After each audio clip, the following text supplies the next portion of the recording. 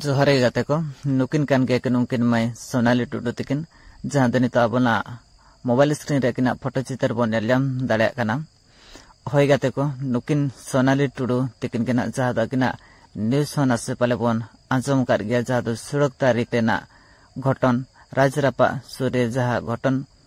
हुई केना मेंदना लुगुबुरु को सेनलेन लुगुबुरु को सेन काते रुवाड़ अक्तो जहां दो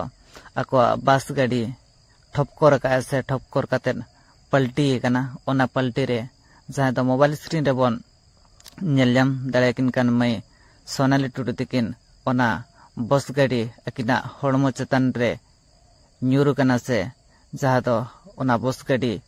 ते अकिना हड़मो तेनेना जहां तेन रेना नुकिन सोनाली टुडू तकिना जीवन बत्ती इड़ी कना तो अड़ी दुख रेना वीडियो कान ताबना तो चलो तेहना वीडियो रे दो ओना को गेना बोन नेला से ओना कथा गेना बोन बाडाया होय अडी रेस्क सलाते ओड़ा परिवार होड़ से बागाना अतु टोला सही होड़ सला रेस्क तना किन उडुक सेन लेना लोआडी अतु कोन मिट कुड़ी गिदरे जहाया nyutum दना हुयुक कना सोनाली टुडू तकिन जहां खुशी रेस्क तना किन सेन लेना से बागाना जहां जीवित हड़मो काते ना लुगु आयो लुगु बाबा दर्शन से लुगु बुरु नेलना किन सेन लेना तो नुकिन हो पाले बांकिन भाबी लिया जहां दो अकिन आर दूसरा हजू ते दो लुगु बुरु खन रुवाड़ ते दो जहां दो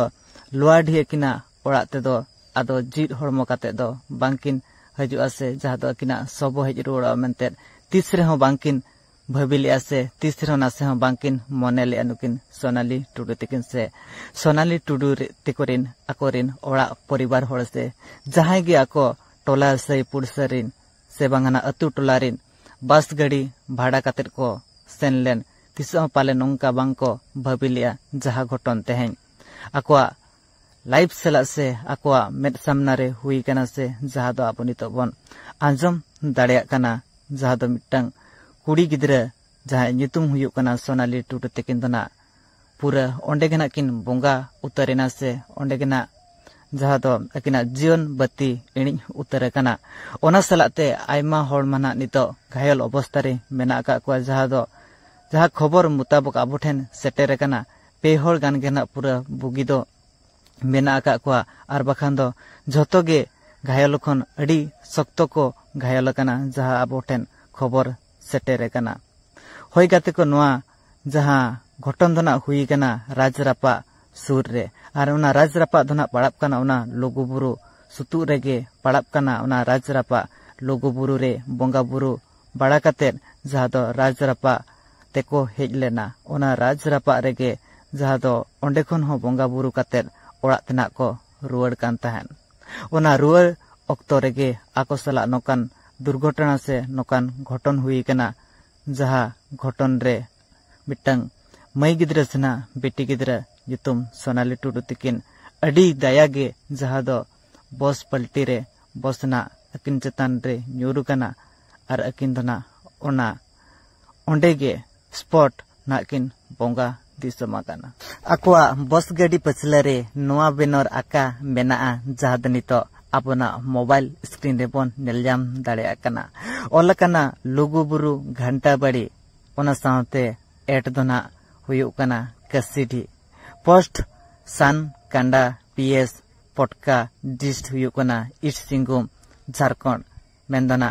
झारखंड राज रिन कान गया को नुकु दो जहाया बस गाड़ी ना पलटी कना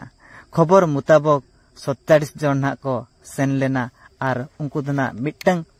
टोलारिन से मिटंग अतुरिन दना को बांकना उनको दो हांडे नाडे 6-7 टी अतुरिन मेसा काते ना मिटंग बस गाड़ी भाड़ा काते ना को सेन लेना लुगु आयो लुगु बाबा दर्शन से लुगु आयो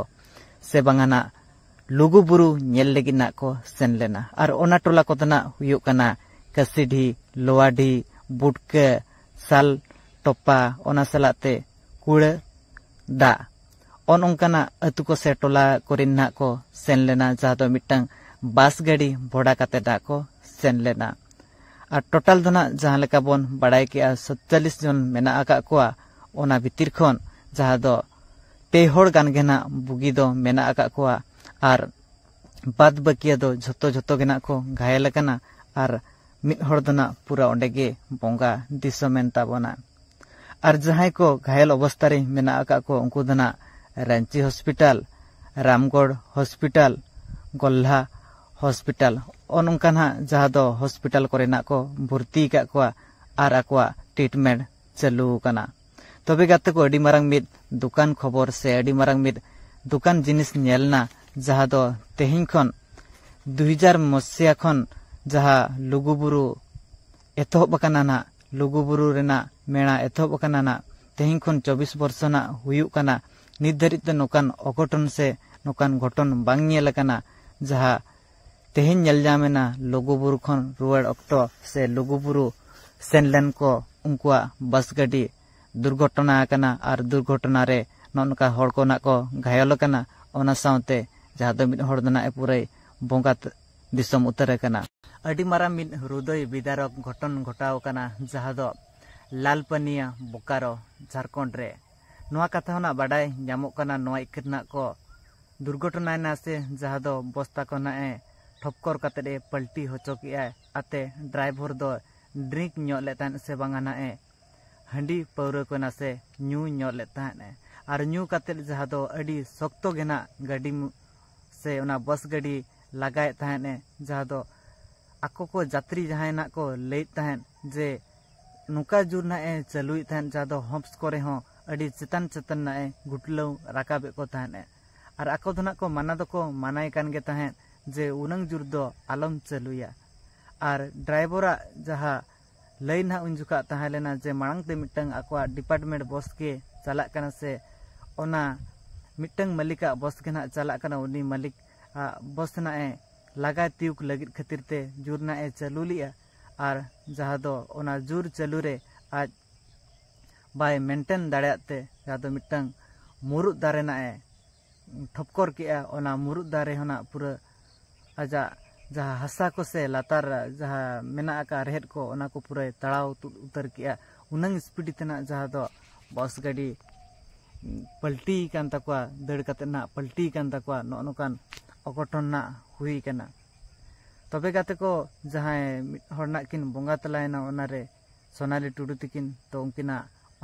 आत्मा जमन सरकपुरी रे नापाय रे ताहे को मा ओना सलाते झारखंड सरकार जहां मेना आकादिया हेमंत सोरेन तो जहां को नोकाना घायल अवस्था रे मेना आका को पेपिया हॉस्पिटल रे मेना आका को तो उनकुआ जमन ट्रीटमेंट सुरुखुरुक रे हुयु और ओना को भीतर खन ओकोय आलो को नासो मा और उनको जहां लेका मेहनती मेहनत जंगा को चलाव लेना ओड़ा खन तो उनका गेना जमन ट्रीटमेंट काते बेस काते को रुवाड़ हजु मा नोआ गे चोट चांदो ठेन नेहर जोहार माबन और इन नेहर जोहार